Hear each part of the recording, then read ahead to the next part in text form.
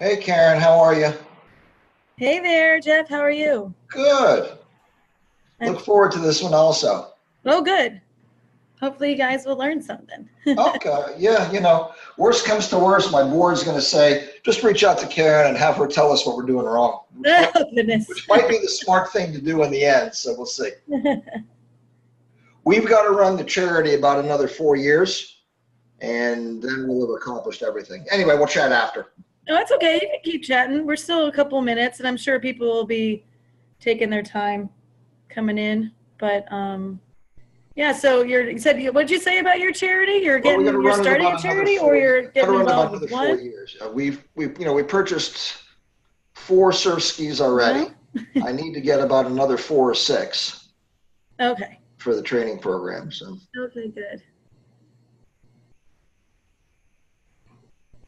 Um, lights. I'm trying to see if I can turn my light on behind me. That makes it a little better. That's great.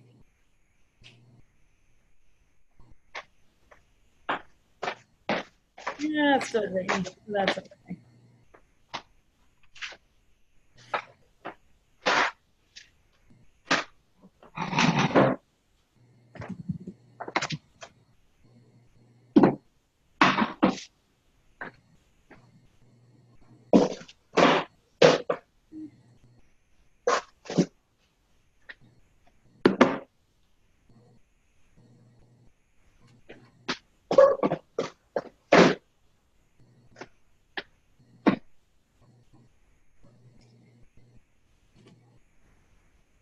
Oops.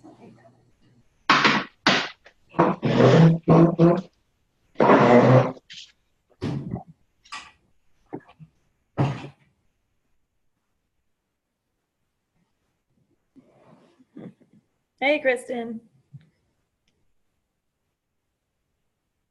All right, guys. I know I had a few more on the list, so I'll just give them a few more minutes just so they can jump in, and then we'll get started.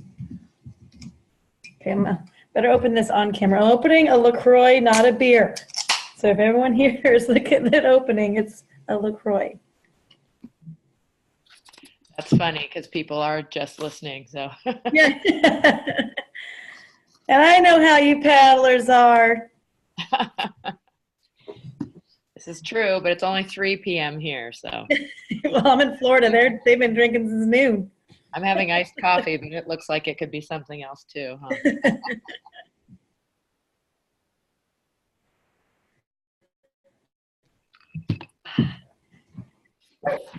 Oh, here we go. It's the same thing as last time. As soon as they hear me turn this thing on, they're like, let's bark. Mhm.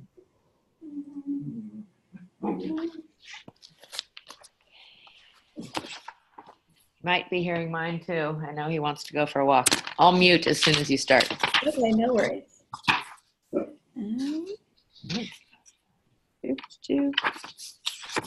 I know you're really good about sharing stuff. I only write because that's how I learn. I'm not a good listener. Well, that's okay. Do what you got to. It's the former teacher in me. Some people need to write because that's how it goes into their brain. I'll probably not read it again, but hopefully I'll remember something. Plus, I'm getting old. Can't remember everything. So I have other motives. I'm translating your good knowledge and experience into, making decks and things for the industry association. Mhm. And also we're looking at things like, I don't know if you mind if I ask since you haven't started, but like, do we ever carry event insurance? Because we've had people ask us for it, but we've had members like WPA and ACA that offer it already. Mm-hmm. But is it working for everybody? At some point, I know you used to be the head of WPA, right? Well, I'm not the head of it. I was just one of the peeps. And I wasn't the region director either. That was the ex. Oh, okay. So I know a lot about it, but I wasn't Yeah. I wasn't, and I taught a lot of workshops for them. And then I organized the WPA champs. So I'm really versed in what they do. I don't know. I've not heard of, and WPA didn't offer event insurance. They just worked with OIG. So if you were going to be a sanctioned event, OIG Corp, you could work, like, just make a phone call and. Right. Well, they're a new affiliate member of ours, and we are working with them now. So he was kind of asking about that. And I said, well, we don't want to step on toes, and Byron lives right by me, but WPA doesn't seem to have the same activity level, let's put it that way, as they did at one point in time. Yeah, they don't. But I So thought that's probably why OIG is reaching out, because they've noticed that their business with that's probably slid down a little bit, because I would pay them $800 a year, but yeah, they're really easy to work with, and they really know their stuff. So, and they made it more fair to us because like ACA charges per person. So like $3 a person or something, which is awesome. But when you've got 600 people, that's a lot of money, So they kind of lump it into participant numbers, in days. So it makes it more affordable. It's the same coverage. It just worked out better in our need, But if someone is doing a race that, that they insured a certain amount of, to a certain number of people. So, and it was like $350 or $400 or something. So if you're a small event and you're only going to have like 50 people, maybe that is a better option for you to go with the ACA, just in terms of finances. Yeah. But don't you have to be, I remember doing some of the whitewater ones I did, you have to be an ACA member yourself, which is typical. Like I used to do masters swimming. Right. And we just aren't organized enough to have the organization that you need to be a member of since for stand-up paddling, that is, So, and I mean, you did the multi-watercraft thing. I would think that would make it more complicated too. No, it didn't, because they counted it for money. They counted for heads. It wasn't so much what watercraft they were on. It really didn't matter that so much. I just realized that I closed out my internet, my Google, so I need to re-log into some of the things I wanted to show you. I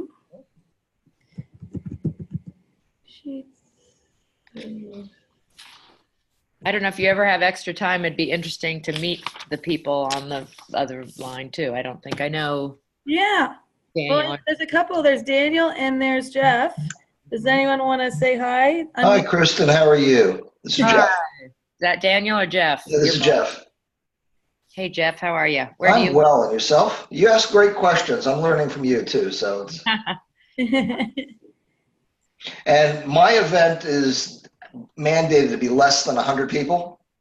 So any of those small questions I can, help you out with. Karen's spot on, the value difference of when you switch over from ACA insurance to, something as big as OAG. So there's also a question of the waivers I don't know what it's like with OAG. I haven't looked yet, but, ACA has gotten a little easier over the last couple of years. But, they've got some demands that you have to turn the waivers in within, 72 hours or so. So they make you turn in the waivers? Physically, you got to mail them in. I didn't have to do that. I have to keep them. And then my waiver's on Paddle Guru, so I don't have to physically. I send them a copy of what my waiver looks like. The waiver was written by lawyers and so on. Yeah. So I don't have to, I didn't have to turn it physically into them. The reporting. Do you have a different waiver for ACA and then a park requirement waiver? Because I've got one for the city.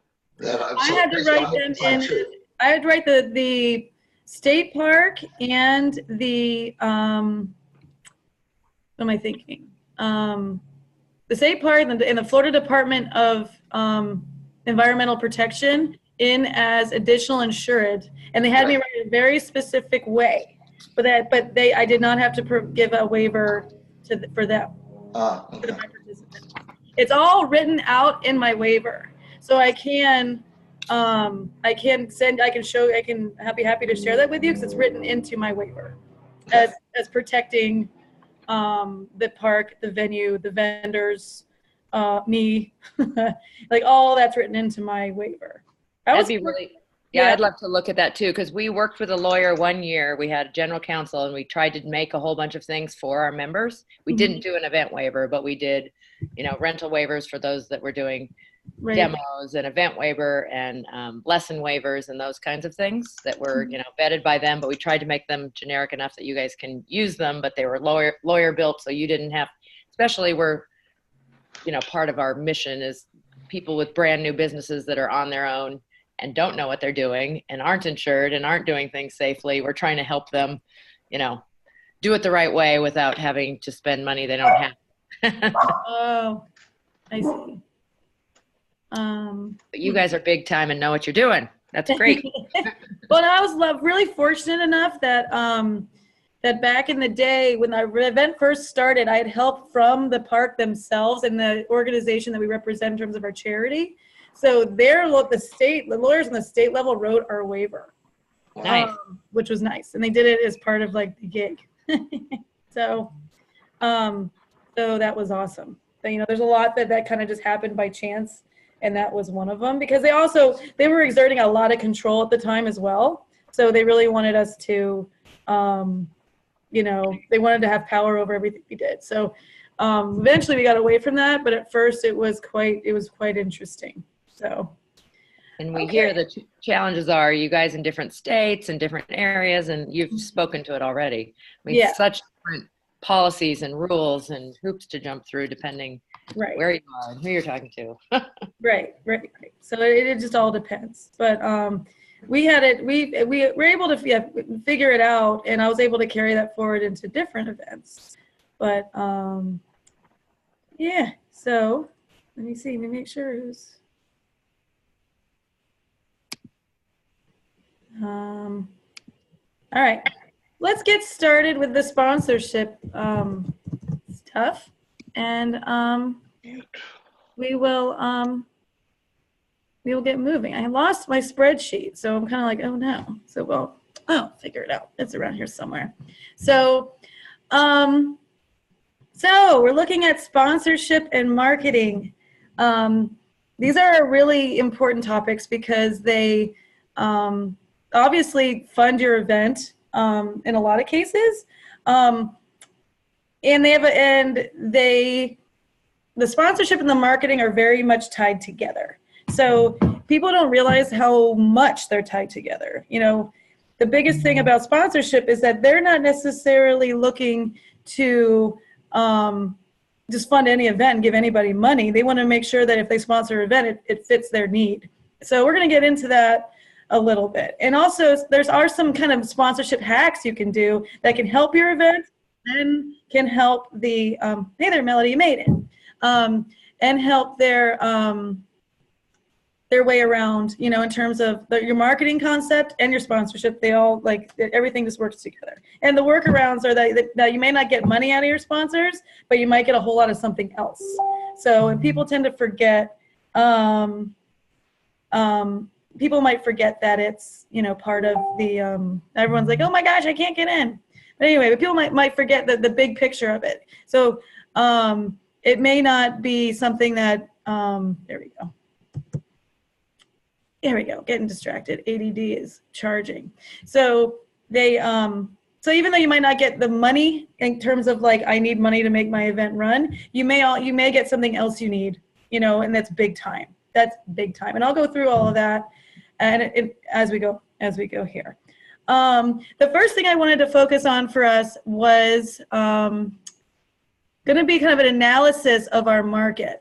And I'm going to share my screen, and you're going to have to see me. You're going to have to see me kind of fumble my way through this a little bit, only because it didn't work out like I planned. Oh no! So I am going to import. Let me share my screen so you guys can see. So just so we know what's going on with the Zoom, if you're not familiar, you've got some options down here at the bottom. There's a mute thing all the way down there on your left. You can unmute that at any time. You can also hold down your space bar if you're on a computer and talk. It'll unmute you, and then once you release, it'll go back to muting. There's also a chat feature down there in the middle of your taskbar. Once I share my screen, I'm not going to be able to see that anymore. So, but if you do chat in there and I'm talking, you guys just yell it out. Don't be afraid to ask any questions whenever you need to. Yeah, so there we go. All right, so sharing my screen to make sure that you guys have you can see what I'm doing. And of course it's not, I'm a little challenged today. All right. Is it, do you guys see me yet? Is it sharing yet? No? Dang. Dang. Oh, there it goes. Share. All right, there's the screen. So I'm going to import recent. Oh, come on. You should I shared with you earlier. Select my computer.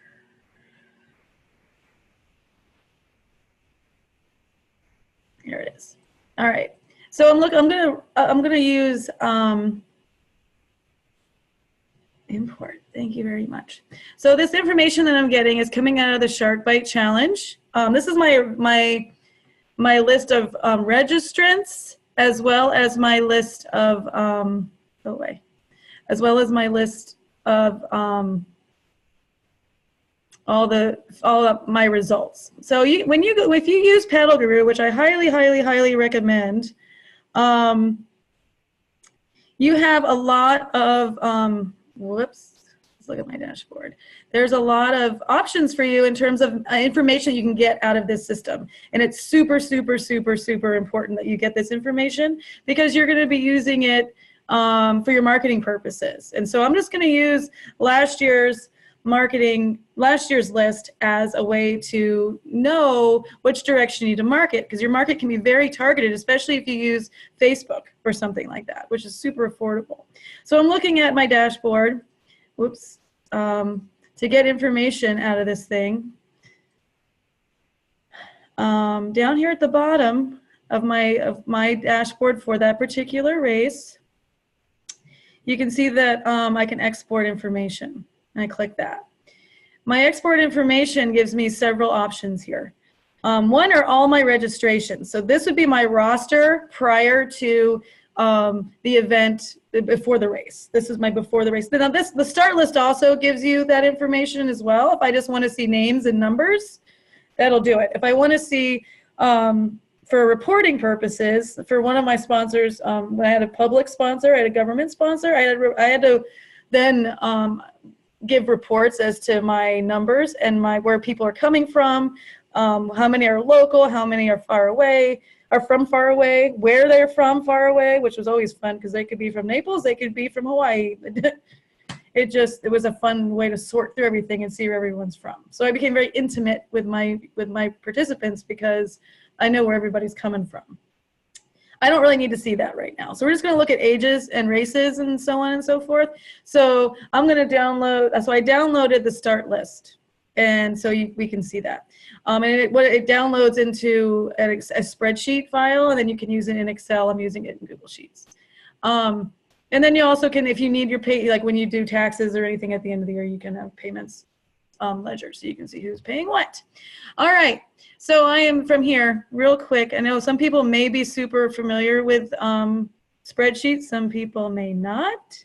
I'm just going to sort through these really quick because there's some information here I just don't need. And I had all this pre-made and then it just decided to kick me out. So I don't have any of this information. So you can see there's lots and lots and lots of people here.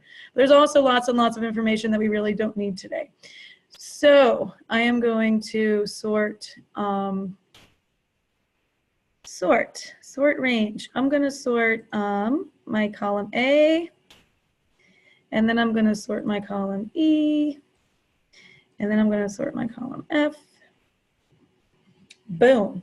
So there we have some sorting going on. And like I said, down here there's like volunteer registration. Don't need any of that. And then up here somewhere, I think I have some outriggers, and I don't need any of that either, because this is information that I'm not really analyzing right now. So goodbye. Hey. Oh, we have some other stuff in here. We got a clinic, and then we had some other stuff. Okay. So what I can see here in this information, I had a few events going on here. We had a 12-mile, so I had my 8-mile right here. It says this, Epic Kayak SharkBite Challenge 8-mile race. Way down here at the bottom, I've got a 4-mile race as well. And people were registering for both of those. There's people that did 8 or did 4 first, then did 8 on the same craft. If they want to do 2 on a different, like one race each, different crafts, they could do the 12-mile Waterman's Challenge, which took a combined time. So it just gives us an example of what we had. Now, I know that I have like every boat and subcategory in the world in this D category. You can see we've got OC1s, OC2s, spec skis. So I had, surf skis for lifeguards, surf skis for regular people. And then moving down, then we get into the subs. I did keep the 12-foot and the 14-foot categories for the Shark Bite Challenge because we are not super competitive. We're all about having fun. So there's no need, no one's winning any money. They're just winning. They're winning again, $3 prizes, people. So no one needs to go out and buy a new board to do my race.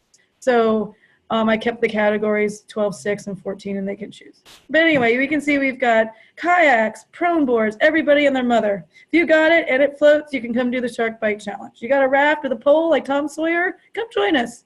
We're all about having fun. So that isn't really what I'm looking for when I'm looking at the market. Because it's paddlers, general paddlers, period, right, for our particular event. But what I am looking at in terms of, and when I start analyzing my market, understanding who I'm marketing to, is going to be my ages and my genders, right? So I can see who I'm actually marketing to. Now, out of all these people, so if I keep going down the list, out of all these people, that's a lot of people, but only maybe 5 of these people would you consider to be elite racers, right? So my real market, so when you're thinking about doing an event, who are you really marketing to? Are you marketing to the 5 elite guys, or are you marketing to the fish and chips? That's what I call them. I call them the fish and chips. They're the people like me that aren't going to necessarily win anything, but they're there just for the experience. They're there to see their friends. They're there to have a good time. They're there for all the stuff I'm going to give you. They're there for the experience of it. So that's the majority of my market. My market isn't the people that think they're going to win money when they're not. And those people, honestly, that's how we marketed to, and a lot of those people didn't come to this event, which is interesting. Interesting on their part. It's like, oh, I'm learning something about you. You only show up when there's money. How interesting.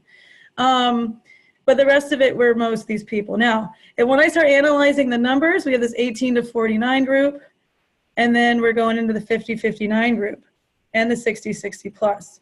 And when I do the numbers for my event, if I actually separated all of these out and did my numbers, the majority of my participants are, number 1, male, number 2, over the age of 50. So when I start analyzing who I really want to come to my event, unfortunately, females under 30, most of my people are going to be, I'm going to market to that 50 and older age group. Sorry, that's just reality. Those are the people that have the money to spend on gear. Those are the people that have the money to spend on, have the time, and really feel like being a part of our event. So using this information, I can move forward and with my marketing plan. So when I target on Facebook, for example, you can target your ads, and I'll show you how to do that.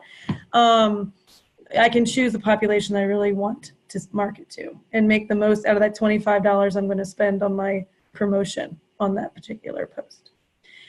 Does this make sense, guys? Yes? I can see your faces, kind of. So, okay, good. So that's what I can see. So it isn't so much, in this particular race, I'm not looking to market to any one particular racing category, because once I start doing that, my market gets smaller, right? So if I say it's only a sup race, that's more than half my field right here, right? So I can't just cut out one group. And when it comes to marketing as well, and I'll get into this further, how you deal with, even if you're not familiar with all these race categories, how you deal with them is also really important, because word spreads fast. So anyway, we'll move forward with that. Any of you guys have any questions about that so far? We're all in understanding about that? Awesome sauce. Okay, so I'm moving back to Facebook, and this is an example of what you guys signed up for, your race today. So moving on to marketing, right? You have the choice to use paid marketing or not paid marketing, right? The success of SharkBite really relied a lot on marketing, really relied a lot on Facebook and word of mouth. As a small business owner, I know that word of mouth is the best marketing that I could possibly do. So, and it's free. It may cost your time, but I'll go over how I did that with the race too. One of which is being a participant in a lot of races. So being out there and showing up and being part of the community is a huge part of success in your event. But when it comes to social media and social anything, there's a few things that you absolutely need to have. And they're not hugely expensive if they cost anything at all. And they just take time, and they really aren't that hard. It just looks like it's hard, but it really isn't that hard. Number one is having a presence on the internet. So this would be by having a website, putting your name on any of those racing sites that already do the indexing and get the SEO up and charged for you. Things like that would be Paddle Guru, Sup Racer, things like that already, like, they're companies that do this and they charge money. So they're going to give you the best that they can give. Well, Sup Racer, not so much, but Paddle Guru does. When people register, they're charging money. So they make money on the success of your event. So they want to, so when people search you, that they find you. So having your, I'm a big believer in the Paddle Guru product. So you're gonna hear me talk about them all day. They didn't pay me. I just love them. And those guys are all paddlers. They're all like world-class or Olympic grade paddlers. So they know the game. And they're also they used to work for Google, because the Olympic Committee makes athletes go to work and go to college. So these guys are awesome, and they have it together. And anyway, so they know how to, they make people find you. You can put a website, like I said, get a domain name, and you can get yourself on the internet. You can forward your domain name right to your Paddle Guru page if you want, or you can build an actual website. The SharkBite Challenge does have a website. It's looking kind of crappy right now because we closed the race down. I built this website myself on a service called Squarespace. It's easy to use. It's basically like using a word processor and adding pictures. It's really, really, really easy to use. Yeah, and they don't index things for you. You have to index it yourself, but they give you directions to do that. And again, it's super easy. It's like, number one, click this. Number two, click that. And all of a sudden, get down. All of a sudden you're in business and indexing your website so people can find you. That's a big, big, big thing, because people are, first thing they're going to do, like, I want to go do a paddle race in California. So what am I going to do? I'm going to Google it. Right, Kristen? Right. So they're going to Google it. So you have to be able to be found. So that's number one way, is just do website stuff. You can also hire someone to do your websites too, and they'll do all this for you. It'll cost you a pretty penny, but you can do that. If you can also use Facebook. Now this is an event through the Facebook page, but this is hosted by the SharkBite Challenge, and it has its own page, and it has its own life on this page. We got a lot of followers, and people keep liking it, which I'm like, whoops, sorry. You can like it all you want, but nothing's gonna happen. So, and I did promote this website, this event. So, but anyways, but as we go forward, I have the SharkBite Challenge page. I shared it on that page, shared it on this page, shared on this paddling group, shared on that paddling group. Spent a lot of time sharing the page to get the word out. Once I got the word out and people started liking it, then I created a schedule to post things on. So, so when it came to posting, it might have been like at the, maybe 6 months out from the race. I mean, obviously, like the day after the race the year before, I made the event for the next year so that people could see when the dates are and start liking it already. But when it comes to the actual page itself, I would be posting on there at the beginning, probably 6 months out, once a week. The race was in April, early April, second weekend in April. So in January, I'd start posting there twice a week. February, 3 times a week. March, 4 to 5 times a week. And then 2 weeks out from the race, I was posting in there every day. You can actually make life easier for yourself because you can schedule your posts. So down here at the bottom. So I would on a Sunday night, I would set up all of my posts and schedule them, and they just go out by themselves. So I wasn't spending every day in front of Facebook for the shark bite. Maybe for other things, but not for the shark bite. So it gave me a place to schedule. And and if you go through what we posted, it wasn't always serious stuff about racing. I would search shark memes, funny shark memes, and find goofy things about sharks. Or what else would I do? I find, we had an ambassador contest where actually, like, there was one local guy that decided to go out to Hawaii and do a week with Jeremy Riggs years ago. This is where this started, years ago. And so he was doing like SUP clinics and stuff, and SUP lessons and downwind Maliko paddling and stuff on a SUP with someone really famous. And he was posting it all over Facebook, and every day he wore a shark bite shirt when he did it. Every single day. He was out there for a week, and every day he wore a shark bite shirt, which was awesome. But we also figured, so that year, we decided to name him the Shark Bite Ambassador because he did something awesome in his shark bite shirt. And at the same time, his shark bite shirt had to stink like butt, because there's no way he washed that shark bite shirt every day, and they're dry fit, and so they have to stink. You're in the ocean. So we gave him 2 more shark bite shirts just for the hell of it. So that was the ambassador contest. But it spurred this whole movement where if you, hey, post yourself doing something awesome. We start this in January. Post yourself doing something awesome in your shark bite shirt, and we'll give you something. So we ended up like making special one-off prizes, like embroidered nice sweatshirts or embroidered backpacks or something like that we could give our Shark Bite ambassador, and it made people become more engaged in our Facebook process, in our Facebook page. So that's the kind of stuff we did. I made a big joke about it, but it was awesome, and people really got involved. So those are like freebie things. I think someone's messaging me and trying to get in, so you guys get to see my messages. But then we also had, let's go back to the page.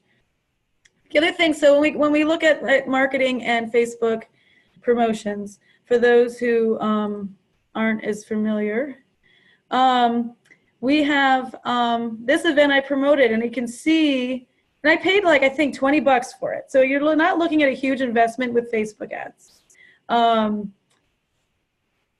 You can choose how much money you want to spend. So yeah, I spent $25, got 25 responses. I reached this many people. It said, you chose to target this many people who live in one location. That's my mistake. I should have looked at spending more money and putting it in more than one location. I think I just chose Florida in general, which is a pretty broad market. But you have all these options to do things, and figure out where you want to spend, where you want to direct that marketing to. So there's a huge amount of options there for you. You can play with it however you want. You don't have to invest a whole lot of money. And it will and you can choose whether you want them just to click on your page or actually register for your race, and it'll direct people to do stuff like that. It's really pretty amazing. It's a really great tool. Does anyone have any questions about Facebook and social media? I didn't use Twitter. I didn't use Instagram. I didn't go that far because it's too involved. Although Instagram, when you post something on Instagram, you can post on Facebook, Instagram, and Twitter, which is cool. And it gets kind of the millennial groups involved.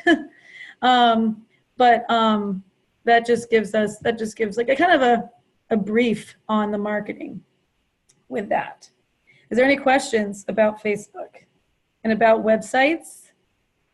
We got it? Okay, because I can't see your chat, so hoping you guys got it. All right, so when we have the other big thing that helped the Shark Bite Challenge was community involvement. This event was held in the most populated county in Florida. Believe it or not, Pinellas County is the most populated county in Florida, last I checked. And although we live in it's a very small town. The Shark Bite Challenge was in Dunedin, Florida, which is one town north of Clearwater. And the town is 3 miles long, 5 miles long by 3 miles wide. So it's really not a whole really big town. The town is super, super big on local support and shop local, buy local, et cetera, et cetera, et cetera.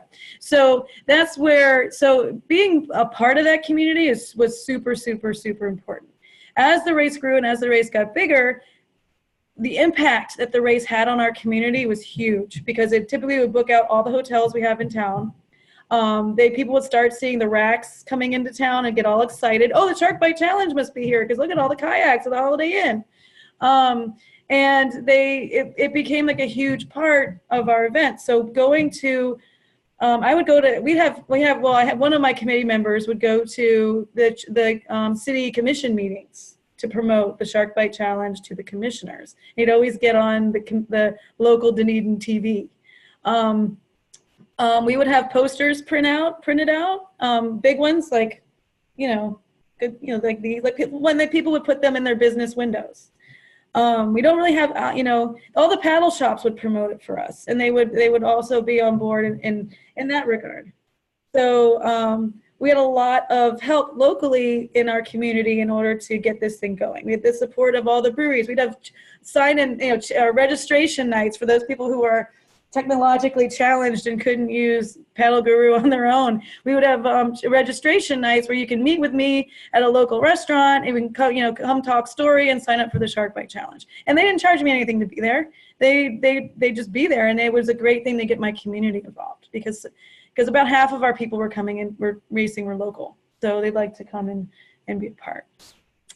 What else did we do in terms of word of mouth? Like I said, I raced, so going to, and everyone in pretty much in our committee raced. So going to events and being a part of that, being part of the community was a big thing too, because people knew that we were genuine in our efforts. We weren't just like some Joe Schmo who thinks they're going to make $1 million doing an event. They knew you were active in the community and you were doing something good for it. So, and they really wanted to be a part of that vibe. Because, hey, I get it, she gets it, we all get it, let's go race.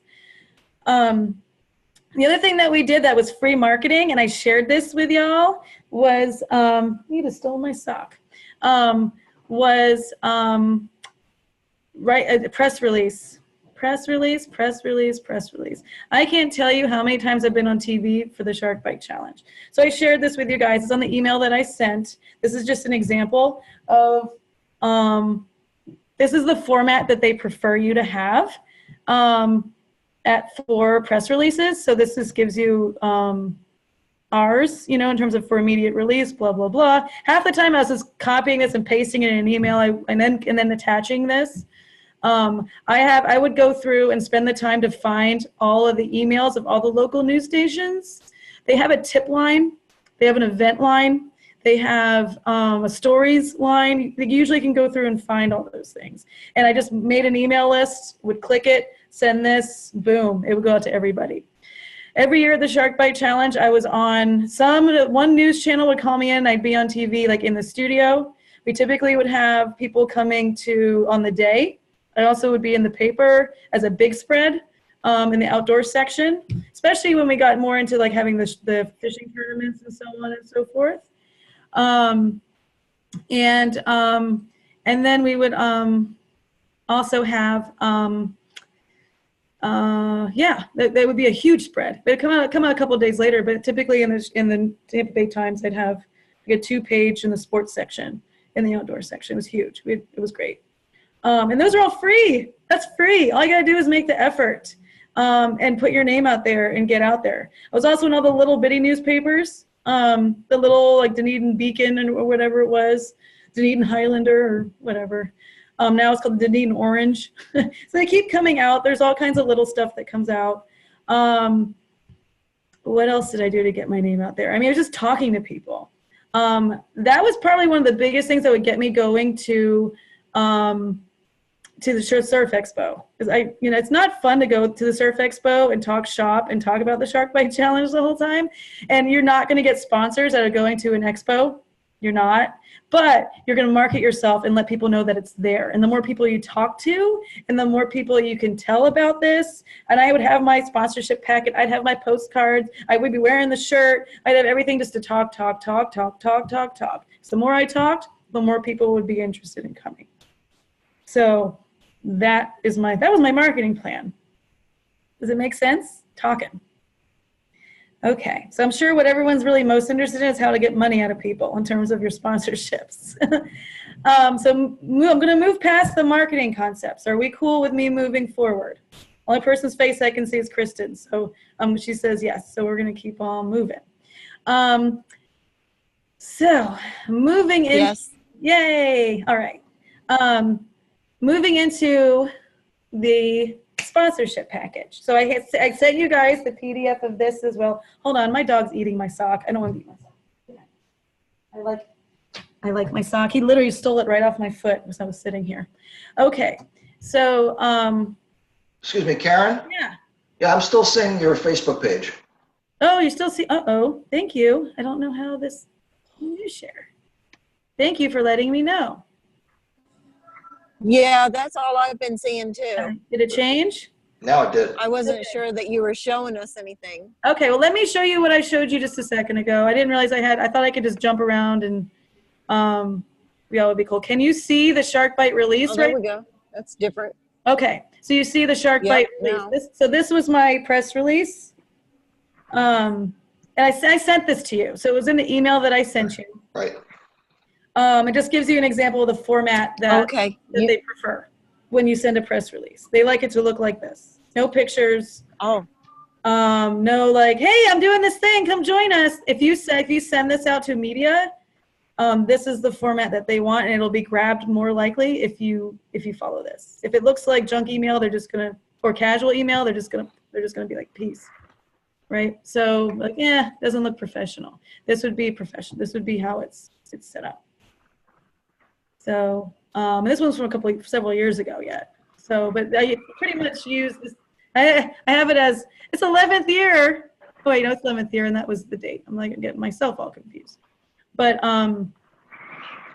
yeah, there it goes. So that gives you an idea of the format. And just making it sound, they like it very technical and very boring sounding. So they like it very factual. So to make it sound awesome, you kind of have to use your words. Gotta use your words. So then I also shared with you guys this. This is a sponsorship package. So this, it's good to roll in if you're gonna go into someone who wants to sponsor, or you're doing your sales pitch as to, I'm doing this event and we're looking for people to support us. This is something that you really need to consider having with you, because it outlines exactly who you are and what you need. So, and I stole this from somebody too. I used to work for Parks and Rec department. This is how we got money to do 5Ks and stuff. So here. thank you. Yeah, you're welcome. So we have a brief, on the front cover is a brief description of what you are, what you support, kind of like your mission statement again, sort of, and a brief description of what we are. So there we go. And this was last year's, so this is really super updated. And I'll explain our sponsorship stuff with our world-class paddlers and stuff as we get going here. But this is where you got a little fancy, and I explained the history of the event because we were around for so long. And paddling's really grown in the last couple of years. Last 2 to 5 years is where we really saw the big growth. And even today, people don't realize that the Shark Bite Challenge had been around since 2003. Because no offense to the suppers there, Kristen, but paddling didn't exist apparently before, SUPs came along. So people had no idea what the other half of the world looked like in terms of paddle sports. So we really had to prove, especially if we were marketing to more of a SUP brand, that, hey, we've been around a long time. We really know what we're doing. So this is all of our kind of history of the event, what we're about, how big we are, what the dates are, where our paddlers are coming from, because that really helps the sale, all that kind of stuff. Then moving forward, this was the letter and the pitch. So hey, we'd like to introduce you, take the time to, give you an exciting, unique sponsorship and advertising opportunity, because there comes the marketing connection to your sponsorship. If you just roll into a business and say, hey, I'm doing this event, give me money, they're probably not going to grab on it for a number of reasons. One, they're going to do their own research and make sure that your event is a good marketing opportunity for them. Does your event fit their business model and their motto as well, right? There's some brands that really, I'll be honest, our biggest sponsor forever and ever and ever has always been Epic Kayaks. Forever. Till the day, so from the first event we ever had to the day we finished it, Epic Kayaks was our biggest sponsor. They really dug the fact that we celebrated the little guy. They really, really, really liked that. And so they became an integral part of our event. The funny part is that people ask, one person said to me a couple years ago, oh, well, I heard that Epic Kayaks bought the Shark Bite Challenge. I'm like, well, that's funny because they haven't paid me yet because they didn't give us any money ever. So, but they're our biggest sponsor. So we'll get to that. But anyway, so you have to make sure that if you're going to approach someone, that your event fits what their event is, what they're about. So if you are like, some like crazy competitive event and you go for like, and you're just looking for anybody and you get this company that's going to do demos on their plastic rotomolded SUPs, it probably isn't the best fit. They're not going to invest in you if they don't feel that it fits their brand. So, but if you're doing a super uber SUP event, and you can get one of the super uber fancy race or race board companies, someone that's really on the race board companies, they might be more apt to like really be a part of it. So you really have to think about that and make sure that you're approaching the right companies, instead of just reaching for anybody. And also reaching, you also have to think about the companies. A lot of these companies aren't as big as you think they are. But for example, I have a very tight relationship with YOLO Board. I've been a YOLO Board writer for quite some time. That's a family-owned business.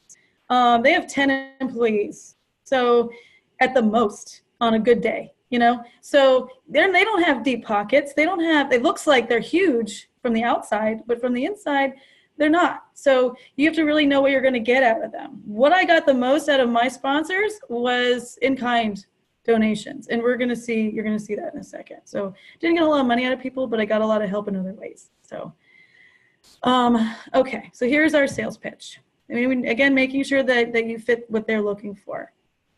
I'm not going to go, and I realize there's a lot of typos in here. They still liked me. One of the things that helps the most when seeking sponsorships is sponsorship levels and understanding how they fit into the picture. So I had sponsorship. I named the levels, and I also say here that we're looking at accepting in-kind sponsorships and services that we need on the day of the event. For example, the ones that I got the most support with were giveaways for swag bags, bottled water and or beverages lunchtime festivities. And again, I was in a state park, so we couldn't have any booze.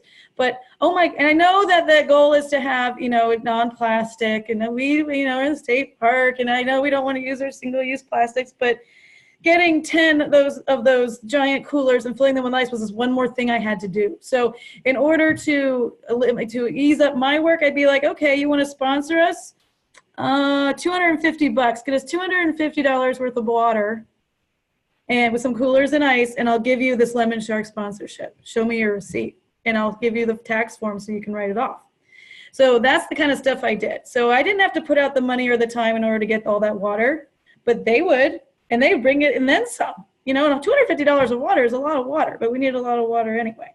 If people wanted to bring coolers, and do like the way you fill up your own water bottle, that's awesome too.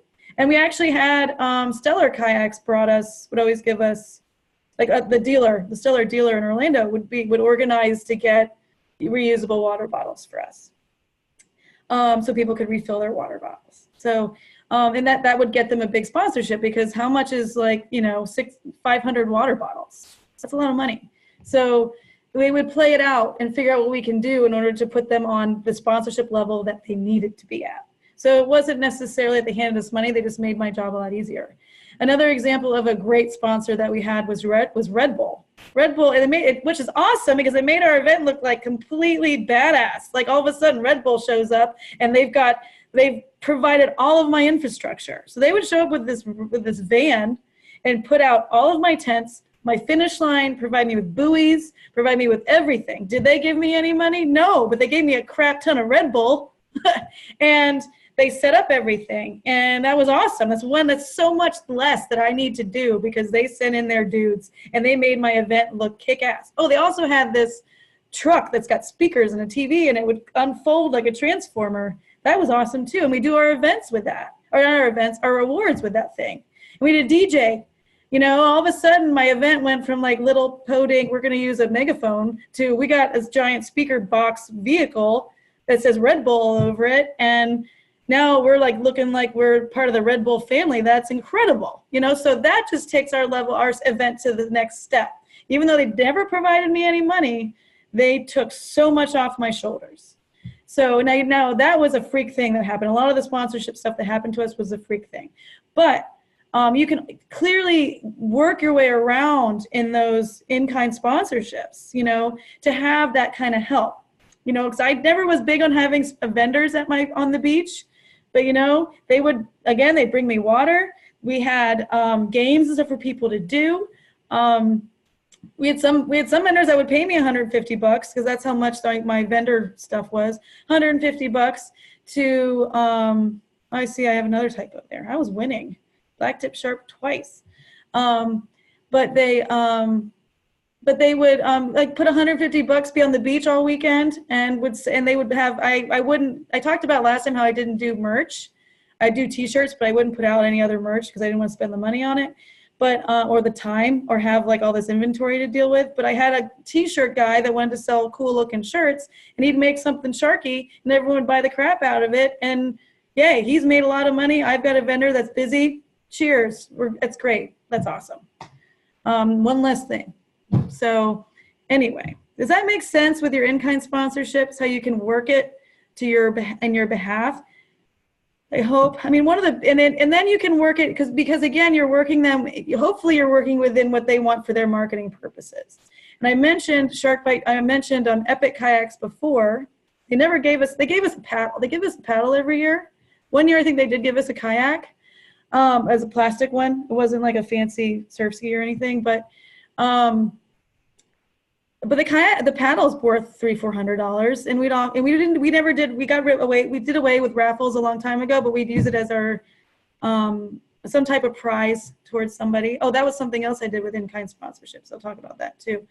But we Epic Kayaks, maybe like, let's say it was 2013. It was our 13th year. So it wasn't 2013, but it puts us in like 2015. And that was the year that we got blown out. Like the race got canceled because it was like white and nasty and huge and gnarly, and we couldn't put our, though the pros could handle it, the fish and chips really weren't going to be handling any conditions like that. So the race got canned. And luckily the Coast Guard made that decision and not us. So yay. But the thing that Epic Kayaks did that year that set the bar for our event was that they felt we were such a good marketing opportunity for them that they flew in the #1 surf ski racer in the world from South Africa to come to our event. And he really never came to the United States that often. And I remember his brother coming into town once for a race in New York City, but never in Florida. But because Jasper Maka came that year, we also had Sean Rice come, we had Oscar Chalupsky come, all the rest of his top end buddies were like, oh shoot, he's gonna be there, or we're all coming. So all of a sudden I have like 10 of the best paddlers in the world in this particular division coming in from Portugal, South Africa, Hawaii, all these crazy places, and they're not winning anything. No one's winning any money. And it's like an 8-mile race in flat water. It's not like it's Hawaii or South Africa or anything spectacularly great. It's Podink race in Podink, Florida. And anyway, they came in force, and because they did, it took our event to a completely different level. And we didn't even race that year because the weather sucked so bad. So the next year, here they come again. I had Larry Kane come the next year. I had Tennille Hatton, like the paddle monster got a hold of us. And so we had Tennille Hatton, which is like #1 female paddler in the world in that particular category, which was awesome because you don't often see that. And then I also had, Larry Kane came, which we never had a real strong SUP pro presence. So to have someone of his level come was phenomenal. And it was all because a brand got a hold of us and felt we were good for their brand and supported us, not necessarily monetarily, but with their efforts. And because they were promoting it on their pages in terms of their Facebook page, on their website, on their blogs, it made us huge. And thus other blogs like the Paddle Monster and, Distressed Mullet and all these other companies got a hold of it and wanted to be a part. I can say the year that the Distressed Mullet advertised for us in exchange for some things, the year that the Paddle Monster, because of the same company, got a hold of it, we didn't get anything out of those ads. So no one really came as a result of us being promoted on a paid level. Everything that we've done pretty much came from talking and really establishing relationships with people.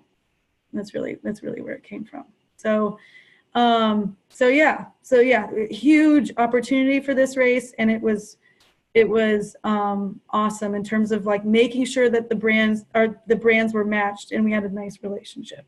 Does that make sense? Does all that make sense in terms of how building relationships and really getting in, networking yourself? Even if you network yourself through Facebook, talking to people, meeting people. If you can't get to the expos, if you can't get to the meetups, if you can't get to that stuff, at least you have social media to try to establish like, hey, I'm doing something great. I'd love to talk to you guys. Melody, I know you too, so I already sent you some stuff. So we're gonna be hopefully building something, from the relationships that you learn. Does all that make sense? Are you sure? Did you learn something so far? I feel like I'm just talking. Okay. Yay. Yay. So you guys have a copy. Yay. So you guys have a copy of this for yourself. You also have a copy of the release. There's questions before we started regarding my waiver. So I will send that to you as well. I never had it kicked back. So the discussion was, Melody, you missed it, that when you apply for your insurance, they typically make you send a copy of your waiver. And in some cases like Jeff's, the ACA made them send their waivers back to the ACA, and the ACA kept those, which is interesting. I guess they're covering their butts, and how their insurance policy and their waivers were written were different than mine. So, and it also would depend from state to state. So, anyway, I never had it, and I never had to send my stuff in, and I sent my waiver to them when I applied for my insurance, but I never had to send them. I have all that on file in a storage unit somewhere. Yay, racing. So, anyway, and as it got more popular, all the waivers are in Paddle Guru anyway, so. Okay, thank you. You're welcome. So what else was I going to go over with you guys? We talked about TV. I've lost. You lost me? Can you guys see me? Okay. There you are. I see you. Got me. I'll come out of the share so you guys can see me. I think that's, you guys have any questions about anything that I've gone over so far in terms of the sponsorship stuff? I kind of went off on a crazy tangent there about awesome people. But I had a thought just about marketing. I completely understand where you're coming from, and it was great to see the inside. I've never seen Paddle Guru, even though I use it all the time to register from that side. Mhm. And I see why, collecting the data and looking at the stats. But if your mission statement is different, it seems like that might also be a place to analyze, okay, this is not who I was thinking I would get. But so what am I doing in this event that didn't impact the certain age group or gender or whatever? right. And you might reformat your event a little bit to try. I think you're smart. Of course, you want the people to come back who had a great time and have Mhm. been there, and they're your best ambassadors, and there's so many reasons to market to that group. Mhm. You also kind of do a self-analysis like, darn, I was trying to get more women out here. So what Yeah, do I, that's always been a battle. yeah. That one's always Right. So being one of those who always has wanted to get more women into this racing side of it, since it is a watercraft. And again, I know we get so carried away as stand-up paddlers thinking there weren't all these many hundreds of years of paddlecraft before us, which there are. But I do think we have a unique opportunity there. So when I go to SUP stuff, I'm always like, how do we get women and stuff? I just think that's an interesting thing to think about. Either do you rework your mission statement if you didn't get who you kind of were aiming for, if that was even in your mission statement, and what things do attract, Mhm. you know, Yeah. certain I mean, demographics. and in that list, we had record numbers of women in last year's event. I can say that. We had more. And not so much in the SUPs. A lot of people are jumping into the longboats. It's just the way the trend is right now, here anyway. Yep. So I don't know if the ladies feel more confident in the longer boats because they're faster. And they're and like you can weight that AMA so you don't flip. So I don't know if that's well, not to overgeneralize, I think women often like community and being in a, there's that whole team. There's a whole team. Yeah. I was really surprised, as much as the ladies were jumping into the surf skis, that when we had Tennille here, her workshop wasn't sold out. And I marketed the living crap out of that thing. And I was telling people about it. Like, it isn't often that you actually get a woman. I've been pedaling surf skis for 20 years, and the only people I've ever learned from have been dudes. You know, it's so great to have a coach that's coming in from New Zealand who's a female, who knows what it's like to not fit in your boat properly, and knows the little ins and outs, and is a badass. You know, she's number 1 in the world. Who was coming? Let's come. You know, you just got a surf ski, come learn from her. And it was still not, they just didn't. So it's interesting. It really is an interesting battle in that regard. Yeah, and I don't know what the answer to that one is. Yeah. But it's a good way to see, like, from previous years where your growth is. We were just happy for anybody. So yeah, we were like, yoo-hoo. You know, we got him again. Yay. I think yours is the smartest, but also you want to, just think about what you're trying to do, or reformat to get even more of who did show up. Okay, that group was the biggest. Let's focus more on that. Anyway, good stuff. Good stuff. Yeah. Oh, and one of the things that in terms of marketing, this was one I was going to mention that I hadn't. This one happened last week, and it's something that's interesting enough to bring up, because it was so done in such a way that it really is going to kick back hard on your race. And so there was a race in Florida last week.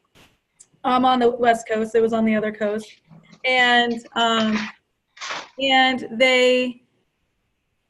It was really more marketed to the stand-up crowd. So fine, that's great. That's awesome. It was right after Surf Expo, so it was more marketed to the crowd that would be attending, which are generally mostly the surf crowd. And the surf skiers wanted to be a part of it, and the LC1s wanted to be a part of it, and there really wasn't a category for them, which, okay, it's fine, but they really pushed their way in, and so. The race organized, even though there was nearly, 20 plus surf skiers registered at this point that he said this, the comment went public on Facebook that the organizer would allow the surf skiers to race, but wasn't necessarily going to award any categories. So, but it wasn't said in that way. It was said a little more aggressively. So that's going to cause some negative feedback to your event. So when you post publicly in your forums or in however you're going to post yourself, you make sure that it is in the way that you want yourself represented. If you want to create a happy community where people actually want to be around you, then you probably want to use positive language. And you probably want to make sure that people, and I know, trust me, I know that the more categories you open, the more money you're going to spend. you know, so maybe your profit isn't as high as you want it to be because now all of a sudden you've got, you know, a surf ski category, and now you've got 2 surf ski categories, and now there's women, so now you got to have a surf ski category for them.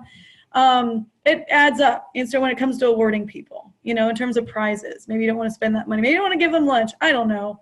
But it doesn't look great, you know, for you and your event. If you want to keep that kind of stuff towards your, you know, into yourself, you know, talk to those surf ski paddlers on the DL, great, do it. But not publicly where you're going to get people all fluffed up about it. That hurts. It hurts a lot. And I actually looked at another event that has nothing to do with paddling, but it was another event that involves certain groups of people. And on Facebook, the event was taken, not political, as in political government stuff, but you know, in paddling, it'd be paddle-tickable. You know, it was in terms of taking sides on a certain controversial issue and posting it into their event, we don't support this or we support that. Ouch. Ouch. You're just gonna, it's just kind of like regular politics. Half the people like it this way, half the people like it that way. If you pick a side, you're slicing it right down the middle, and none of the people that don't like that crap are gonna come. So you have to think about what the message that you're portraying. If you might have, for example, the Shark Bite Challenge. We weren't super competitive. We weren't going to have race money. No matter how much you beg me, I don't care. We're not having race money. I didn't get on Facebook and be like, we don't like you competitive people. We're not going to have race money. I never said that, and I don't not like the competitive people. We just would say, we're an event that's all about having a great time and racing and enjoying the community. Thanks so much for joining us. You know? Yeah.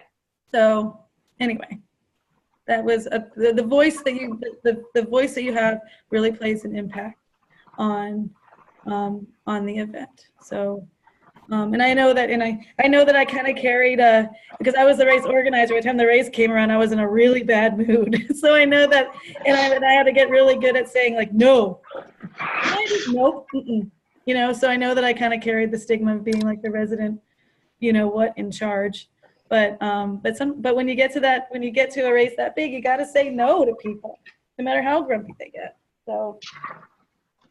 So anyway, did you guys learn something? Oh yeah. Oh yeah. What did you think you got the most? What did you think that you liked the most? I really appreciate you sharing your documents because it's so much easier. Like you said, you started somebody else's deck. It is nice to be able to see what other Exactly. people do and build it A then. spreadsheet. Mm-hmm. Cool. Yeah. Awesome, Daniel. And I think all of us will be able to use it for a template. Yeah. Hopefully you admit, I just realized how many typos that sponsorship packet had. I'm like, oh geez, why did I not catch this in 15 years? Probably because I was just cutting and pasting. So hopefully you guys can fix those and look better. Oops. Yeah, so if you guys don't have any more questions, that's all I got for you. I'm glad that you guys learned something. I wanted to, not Thank everybody was you. on the call, but just thank you and thank this group who are race directors, because I don't think event producers get enough thanks. And Yeah. but I think Karen has a really good formula, and she's putting out there things to avoid and to know and to be ready to handle, because the person I train with, we have a training group out here, happens to also be an event producer, and the stories he tells when he comes back, because he also runs surf events, which are really complicated, and you mentioned weather, and there's just so many issues that come up, and you have to have, you know, a fair attitude, but also thick skin a little bit. But I mean, I'm the other side. I've raced in 100 to 200 paddleboard races in the last 10 years. I'm a big consumer, but I try to talk to my fellow consumers about, you know, if you don't sign up ahead of time, do you realize they don't have a good count for the lunch and the t-shirt, that you get all pissy if it's not there for you that morning, you know? So we try to train your consumers that are going to be in your events, but people want good events and need good events. So good on you, all of you, for learning about it up front, so that you have quality events because there's things to be avoided. And but again, just appreciate anybody who puts the effort out and tries to have one. Well, thanks. Yep, thick skin. Oh my God, I got stories. I'm sure. Especially with like, I don't know what it is in Florida, because I'm a big, my favorite thing in the world is outrigger paddling. I love it, love it, love it. I love 6-man paddling. I love it. But I paddled everything. I've got surf skis and prones and sups and OC1, blah blah blah. So I got everything. But the 6-man really does it for me. But in Florida, I don't know what the hell is wrong with us, because I've been to Hawaii and it's so awesome. And you come back to Florida and you're like, Jesus, what the hell? And everybody is so grumpy.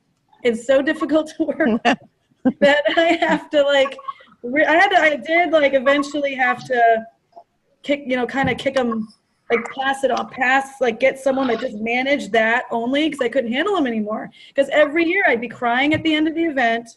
So we had fist fights on 2 occasions. Wow. Yeah, fist fights over a freaking race. You're gonna win something. I got like a kukui nut lei that I got for $3, and this is what you're fighting over. Really? And then what else? They're just so high maintenance that I just couldn't. They're not my favorite group of people. So every time someone says something, I'm like, you have no idea. You have no idea.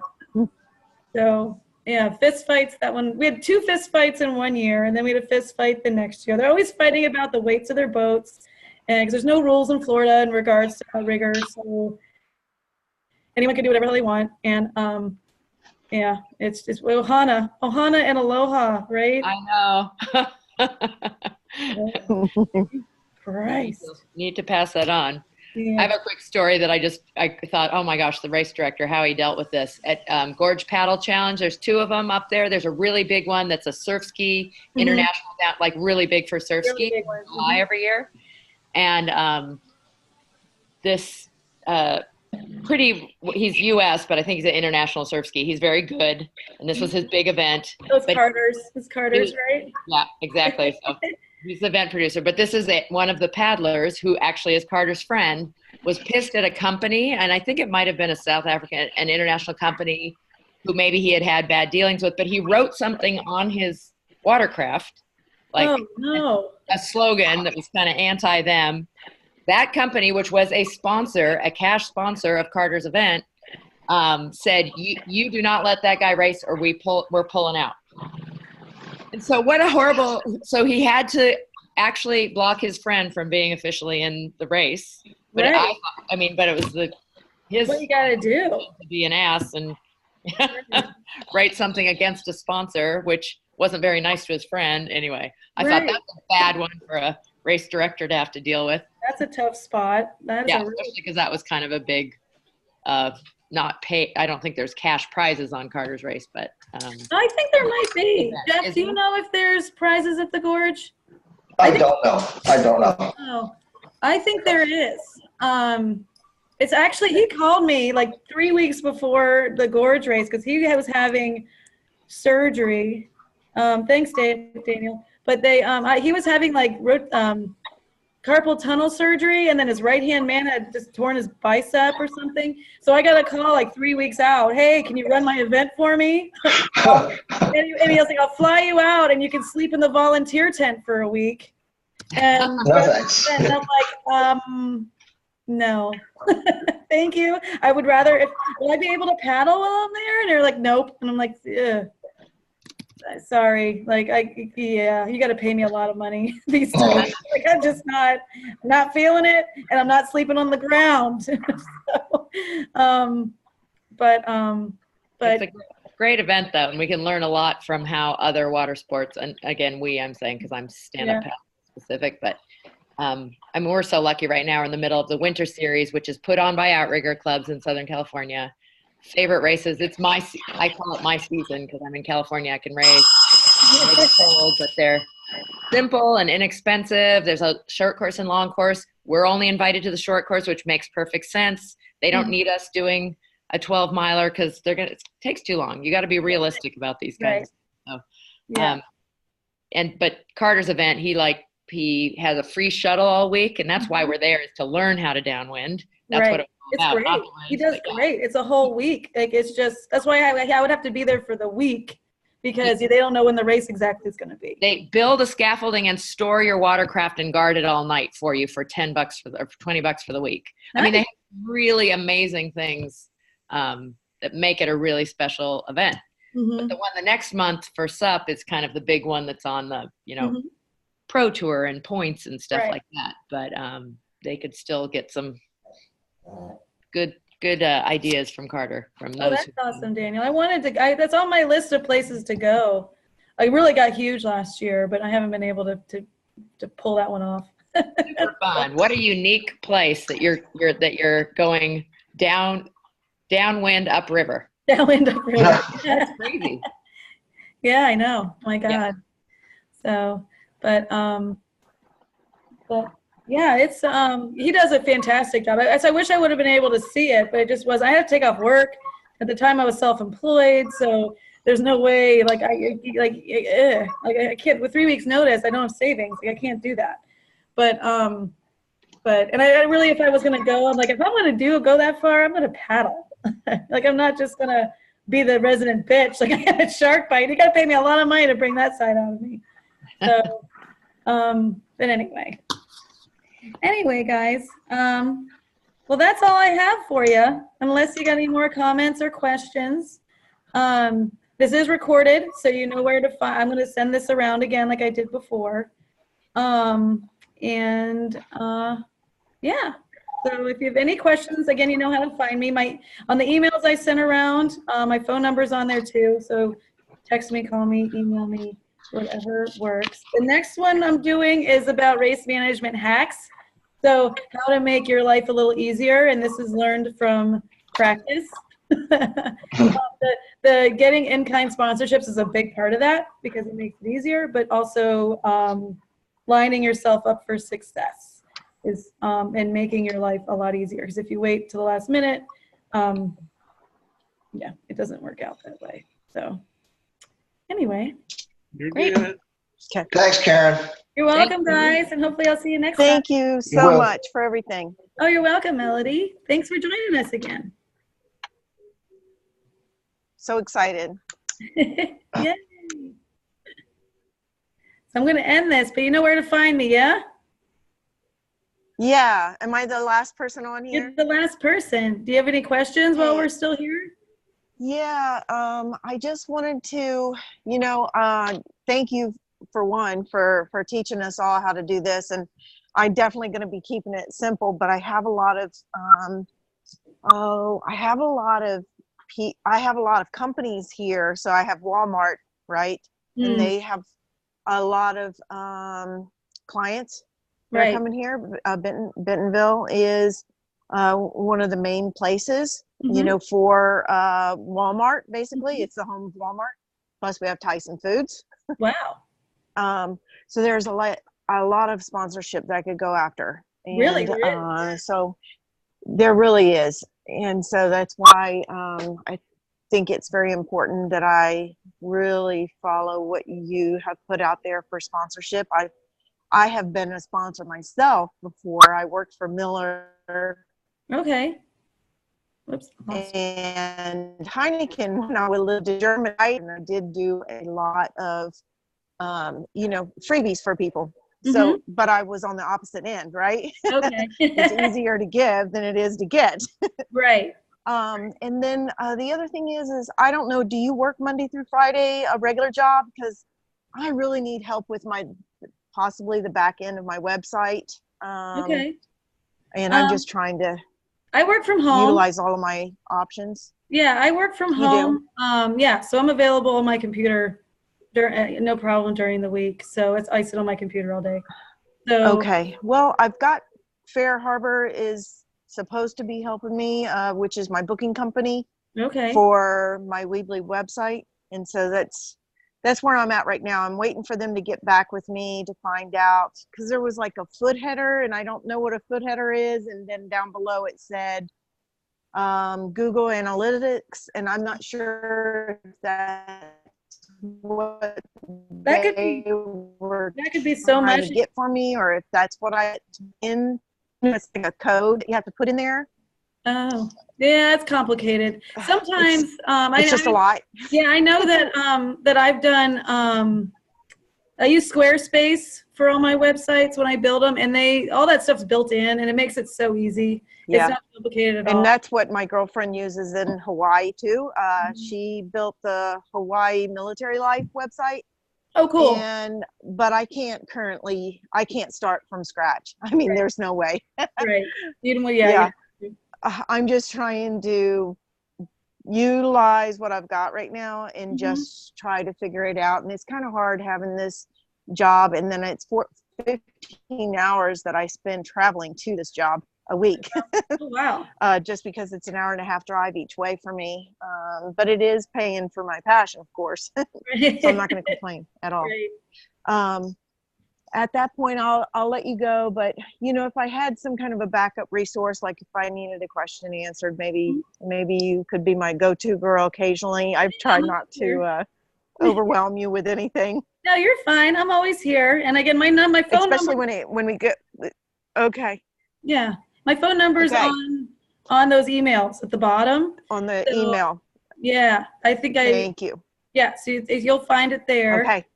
So you can always text me or call me. Okay. In most cases, I'm sitting in front of my computer. Okay. No big deal. If I'm in a meeting or something. All right. But yeah.